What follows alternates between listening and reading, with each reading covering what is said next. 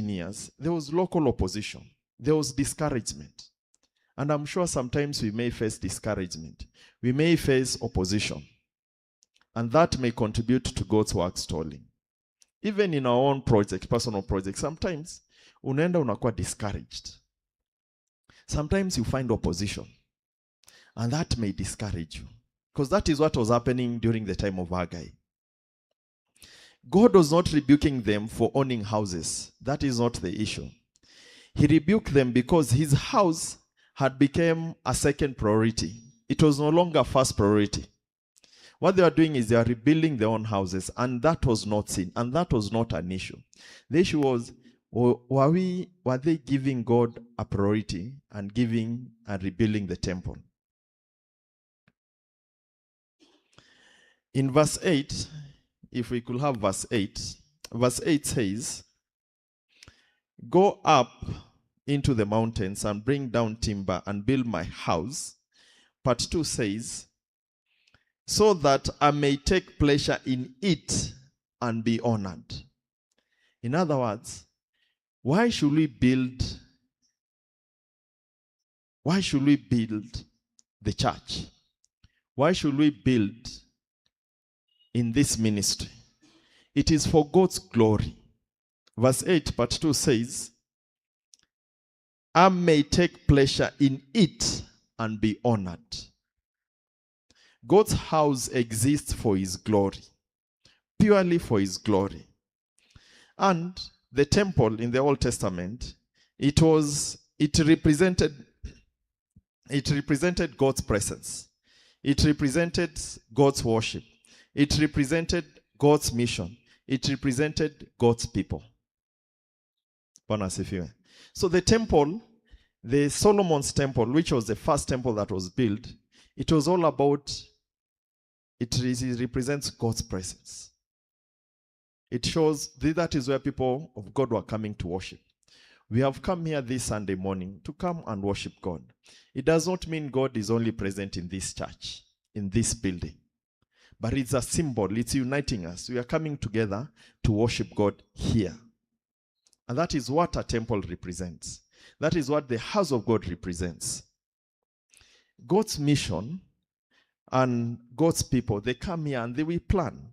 And we go to different many places. We're able to do many outreach and the many good works that the Lord does through this congregation.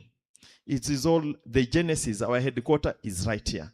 All those works will not happen unless we have this sanctuary here. Bwana asifiwe. Now, in Haggai, when I think King Darius allowed his Jews to go and rebuild the temple, there's a gentleman called Zerubbabel. And actually the second temple, historians call it Zerubbabel temple because the gentleman who took the leading role, it was Zerubbabel. Now, some argue that the Zerubbabel temple was, the Zerubbabel temple was a bit smaller, was less opulent structure compared to what King Solomon had done. And I don't know. It's neither here nor there.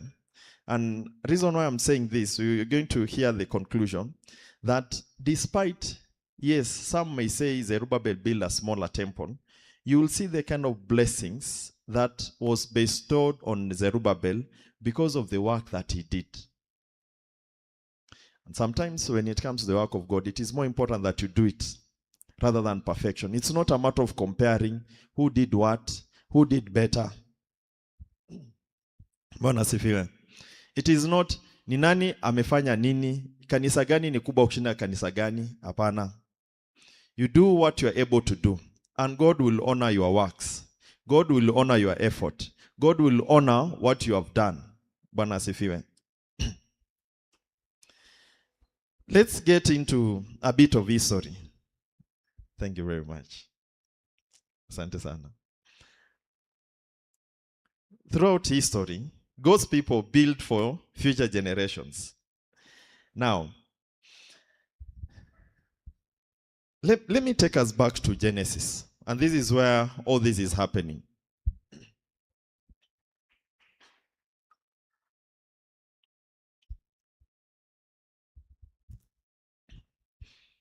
In Genesis,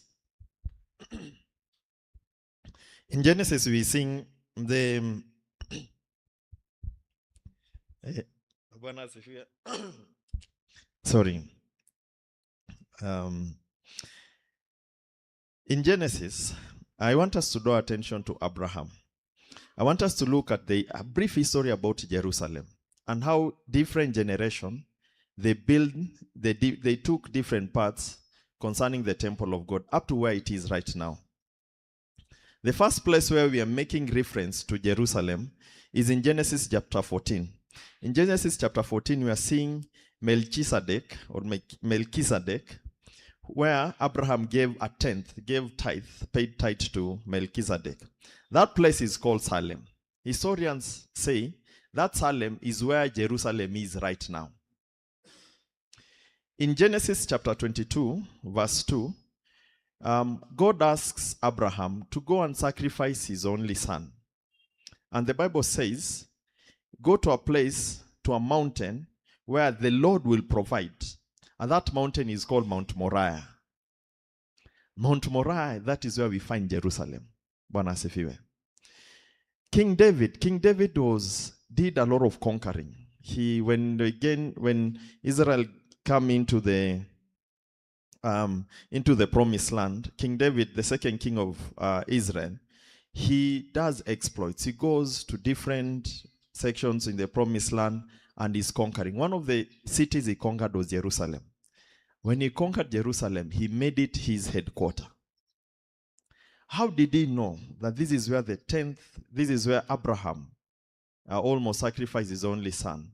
This is where Abraham paid the tenth. And then we are seeing King David establishing his headquarters in Jerusalem. And God tells him that, yes, King David desired to build a temple, but God asked him that let his son to build his temple because his hands were soiled from a lot of wars. But he prepared a lot of materials. And one of the concluding chapters, we're going to see how they prepared materials for the temple. Then, that is King David. So he secured the place where we're going to build the first temple. But the person who actually built the first temple ni nani? Ni King Solomon. He built the first temple. Now, unfortunately, the temple was destroyed by the Babylonians. Then, after Babylonians destroyed, they were taken into captivity. When they come back, and this is during Haggai, we are seeing Zerubbabel, they rebuild the temple. Then we are seeing Nehemiah. Nehemiah helps in rebuilding Jerusalem walls. Bwana asifiwe. If you go into history, you realize every generation, there's something they did to prepare for the future generation. Abraham identified a place. David prepared everything that needs to be built. Solomon actually built the temple. Some of us, when we came here, and I think there are very few people who have seen this church grow from where it was up to where it is right now. But the fact is, penye tu mefika sahi, we are here where we are, and we need to take this church to the next level for the future generation. Bwana asifiwe. Watoto wetu, the young ones that they are, when they become of age, when they become our age, what do they still find a church? And what kind of facility will they find? It is upon us that we must do and we must build, because God has given us an opportunity to build for His glory, so that He can be honored. Bwana asifiwe. And the later history, the second temple was again destroyed in 70 AD. That is 70 years after Christ was born. About 30-40 years after Christ died and resurrected. The second temple was destroyed. And Israel did not exist as a nation for so long until 1948.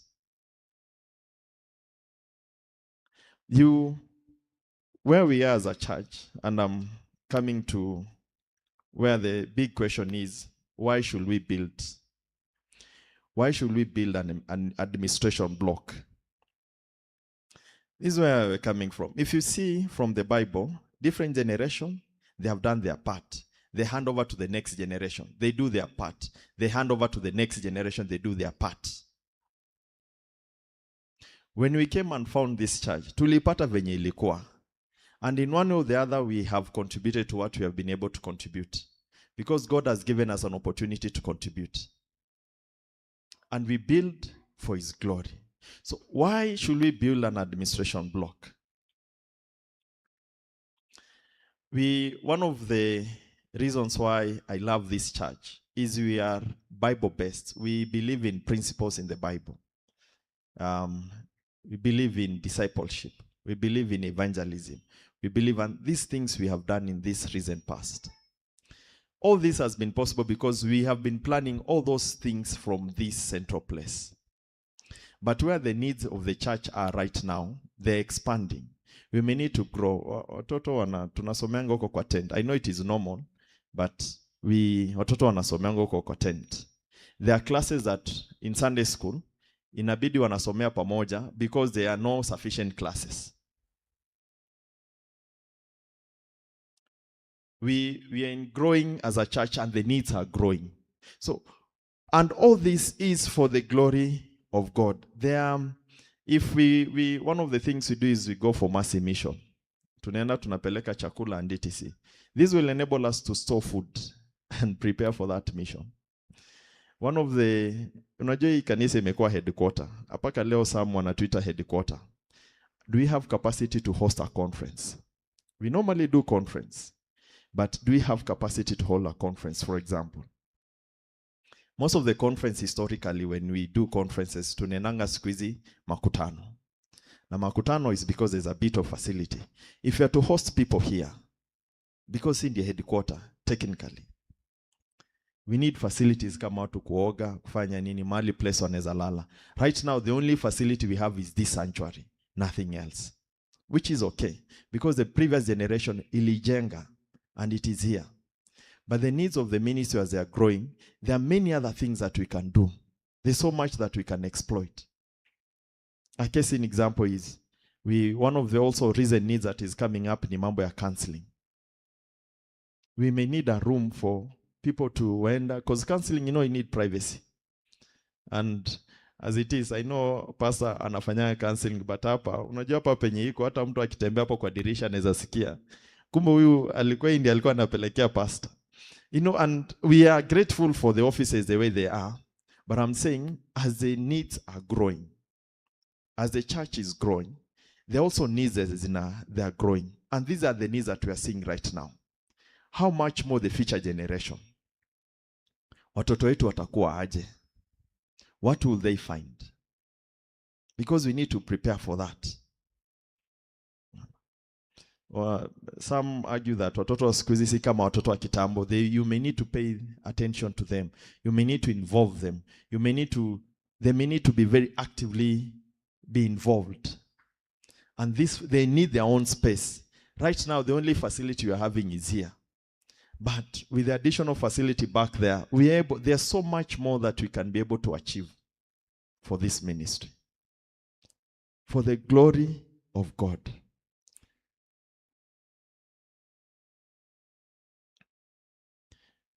Some of us know the history of this neighborhood. This neighborhood, Kitambo, when we joined church, yes, it has always had a Muslim influence. But right now, more so, what is happening? So as a church, for us also to remain relevant, we must have facility. We must be prepared for us, ndio tuweze kupenya. Because these guys are very aggressive. Na sometimes, saa zingine watu wanaulizanga, umaiona mosque ya mabati? I don't know, how many of us umaiona mosque ya mabati? Ni ngumu. Because the mosque that they build is not a representation of who they are, it's a representation of their God. And it's the same challenge I would like to give us. That the reason why we are building an administration block, it is not a reflection of who we are, it's a reflection of our God. Bwana asifiwe. It's a reflection of how we are honoring our God.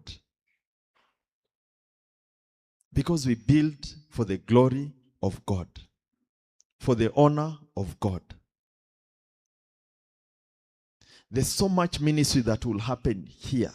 There's so much lives that will be transformed here. There's so many lives will be touched here because of that facility. For the glory, for the honor of God. Did you know in Europe they are closing down churches? I'm sure we have heard of this here and there. The developed countries, they are closing down churches because the influence of the church is reducing. People are no longer valuing church. And one of the downside of globalism na kuendelea ni people lose value for God. It's no longer, because some people argue that God ni God of provision. Once I may provide, and if for someone, for the rich people, ni ngumu sana waingie binguni. And that's what the scripture tells us. And that's a reality. And where we are going, si Kenya tunaenda Singapore ama Kenya tunaenda Singapore. Tukifika Singapore, what happens? We need to lay a very strong foundation that our children, when they become of age, they know there's a church and they know how to honor God. Giving is an act of worship. If we could turn to Exodus 35:29. Exodus 35:29 says, all the men and women, the people of Israel, whose heart moved them to bring anything for the work that Lord had commanded, brought it as a free willing offering. This is during time of Moses, and he had asked the children of Israel to bring something. And when it comes to giving, giving is an act of worship. How you give is how you love God. And you cannot give what you do not have. You give from the abundance of your heart. And giving is free will. There are many examples. 2 examples come to mind when one of the perfect examples of what giving is. There's this situation where David needed water to drink. I'm confusing. But there is, in the Old Testament, a time David wanted to offer something to God. Then, I think one of the children of Israel brought him something to offer to God and gave him free. Then King David said, I cannot offer something to God what has not costed me anything. He had to pay for that. And for me, that is a guidance. When you are giving, has it costed you anything? Has it costed you anything? If it has not costed you anything, then probably that's not a proper way of giving. Because giving to God, it must be something that has costed you something. Number 2 is the offering of the old woman who gave a penny. He gave out of having nothing. And for me, that is a reflection of, even when you are building, then today we are having a fundraiser. There's one who will bring 100 shillings. There's another who will bring 1,000. In our eyes, we will see the 100 and the 1,000. But it is up to us to understand that amepeana 100, has he given out of what? Amepeana 1,000, amepeana out of what? And I'll encourage us to give. Ataka ni 50 bob, give, because God knows that that is what you have. As people, we may look at you in a very interesting, and we are building for the glory and honor of God. We are not building for Bishop. We are not building for the office. We are building for the honor of God. Bwana asifiwe. For the honor and glory of God. So when we are giving, even today, when we are giving for the honor and glory of God. Bwana asifiwe. So if you are giving 100, you are giving 100 for the honor and glory of God. If you are giving 100,000, you are giving 100,000 for the honor and glory of God. It is never about the amount. It is about the honor and glory of God. So, is your giving reflect honor and glory of God? Forget about the human eyes, because the human eyes are faulty. We may judge, but we may not understand. So when we line up here and giving, give proudly. Whichever amount you have, give proudly. Because God is going to honor. You are giving for the honor and glory of God. 1 Chronicles 29:16. This is what I think this is King David, you're saying. Oh Lord our God, all these are burdens that we have provided for building you a house for your holy name comes from your hand and is all your own.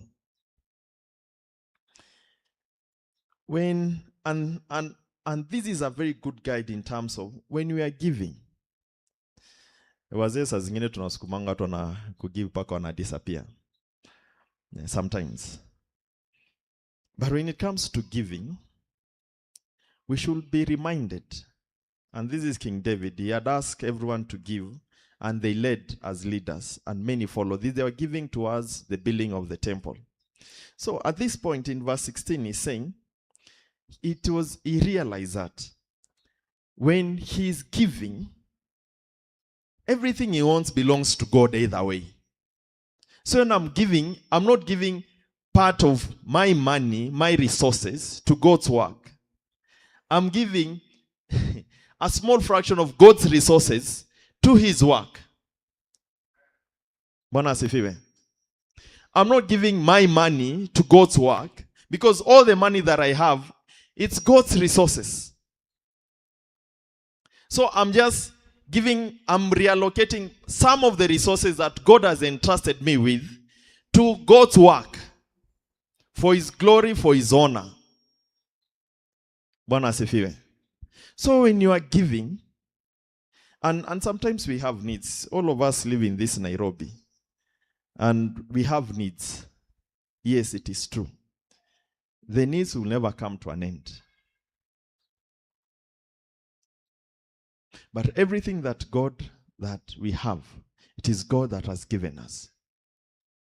It is God who gives us the ability to create wealth, to make money. It is God. And Haggai reminds us that we should make God's work a priority. He's not against us doing our own projects and etc. But he's saying we need to make a priority. We need to give a priority to God's work. In Haggai, for 15 years, the temple remained in ruins. It was not built because kuna discouragement, there was disappointment, there was opposition. And let me encourage someone. Those of us are going to give, even when your neighbor is not giving. You know, sometimes watu ukataa to give for reasons. Oh, unajua, nini. You know, there might be reasons why people may not give. When you feel you are the only one who is giving, please give. Because you're not giving for the evidence of people. You're giving for the glory of God. Bwana asifiwe. Those of us who are on fire because of this administration block, may God bless you. Because there's something that God is working in you. And may He reward you. But this is a call for action. That when you are giving today, number one, you are giving for the glory of God. Number two, everything that we're going to give does not belong to us either way. It belongs to God. And we're giving for His glory. And yes, there might be opposition. Yes, there might be discouragement. But do not be discouraged until it finishes. Let me finish by reading Haggai chapter 2 verses 20. And this was what was done to Zerubbabel, who rebuilt God's temple. Some argue that Zerubbabel's temple was not as beautiful as Solomon's temple. Solomon's temple, referring to the first temple that was built, was very beautiful, was very magnificent. But this is what the word of God says. This is the reward to Zerubbabel because of building God's temple. Verse 20 says, the word of the Lord came to Haggai the second time on the 24th day of the month. Tell Zerubbabel, governor of Judah, that I am going to shake the heavens and the earth. I will overturn royal thrones and shatter the power of the foreign kingdoms. I will overthrow chariots and their drivers, horses and their riders will fall, each by the sword of his brother. On that day, declares the Lord Almighty, I will take you, my servant Zerubbabel, son of Shealtiel, declares the Lord. I will make you like my signet ring, for I have chosen you, declares the Lord Almighty. Bwana asifiwe. There are blessings for you for building the church. There are blessings for you for giving towards God's work.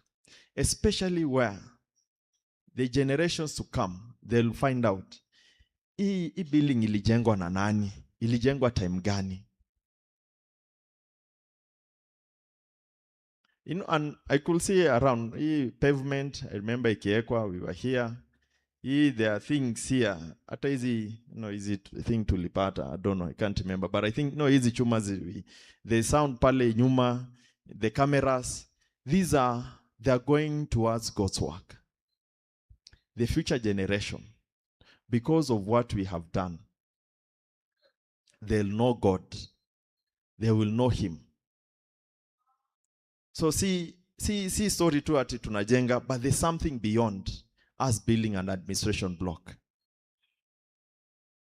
I want to end with Haggai chapter 1 verse 8 that says, go, bring, build.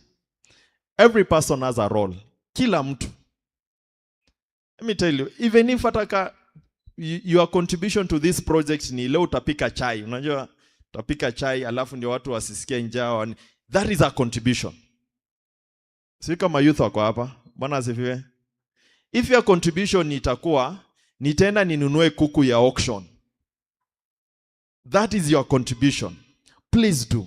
But it is a call on every one of us to do something. We cannot say sina pesa, hata yenye hauna toa. Because that is something, it will make a difference. You can give your services, you can give yourself. Now kusema, yes, I don't have money, but there's something that I have. Because we are doing it for the glory, for the honor of God. There's nothing else. For the glory, for the honor of God. For the future generation. When they come, one day, 10 years from now, there is going to be a youth event here. Watu wamejaa huko, wamedance. You may not understand what they are doing, but they are in the house of God. Something that will not have happened if the building was not there. There are people whose marriages are going to go back on track because they are going to go for counseling right there. And God will heal that marriage because there is a room that is private and people are able to comfortably listen and follow a counseling session. There are people who, because of hunger, they're going to find food because now we are going to have storage there. There's an impact that building will have that is beyond us, that is beyond this generation. There are people who will come and do keshas now there. Sababu unajua hapa kunaona mosquito sana. Maikuja kesho watu 6. Hapa unaona mosquito sana. Well, I'm just saying. For the glory and honor of God. That is a call for action for today. That when you are giving, we give for the glory, for the honor of God. Father, we thank you for this morning. We give you praise, we honor your name, my Father. Thank you for your word, O Lord. Thank you for your reminder, my Father, that when we give and build, it's not for ourselves,